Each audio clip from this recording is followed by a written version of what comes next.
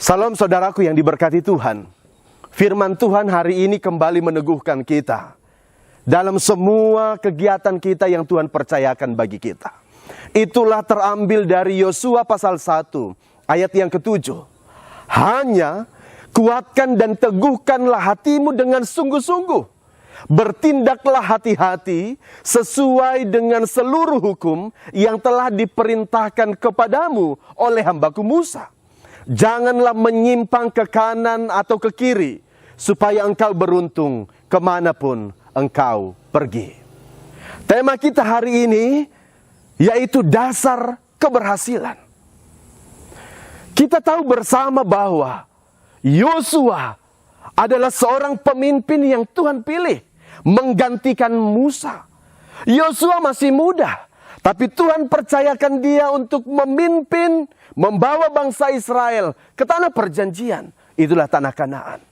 Dan kita tahu bagaimana keberhasilan Yosua ketika dia memimpin bangsa Israel. Tuhan begitu hebat berkarya dalam hidupnya.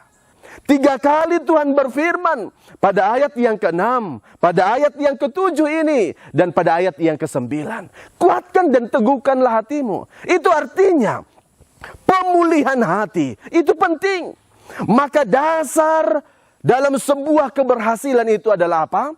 Hati yang dipulihkan, hati yang kuat, hati yang kokoh, hati yang siap. Maka sekali lagi saya katakan, dasar keberhasilan Yosua ketika hatinya siap dibentuk oleh Tuhan, hatinya siap dikuasai oleh Tuhan, hatinya siap untuk memimpin bangsa Israel. Saudaraku, hati itu adalah God spot, titiknya Tuhan di mana Tuhan mau berkarya bagi kita. Maka sekali lagi, kalau hati kita ini gersang, kalau hati kita ini dipenuhi dengan gundah gulana, kalau hati kita ini dipenuhi dengan sesuatu yang tidak baik, maka apa yang kita pikirkan, apa yang kita kerjakan, apa yang kita putuskan, pasti sesuai dengan apa? Sesuai dengan kondisi hati kita. Maka sekali lagi, dasar keberhasilan, milikilah hati yang dipulihkan Tuhan, yang dikuasai oleh Tuhan. Sehingga dasar hati yang benar, hati yang dipulihkan ini, kita bisa melangkah begitu hebat.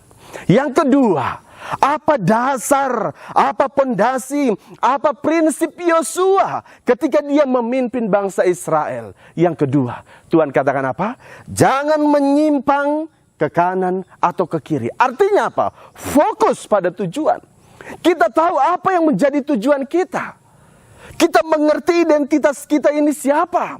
Kalau kita dalam konteks pelajar, maka kita tahu tujuan kita itu apa. Kalau kita seorang hamba Tuhan, kita tahu tujuan kita apa. Kalau kita seorang pekerja, kita tahu tujuan kita itu apa.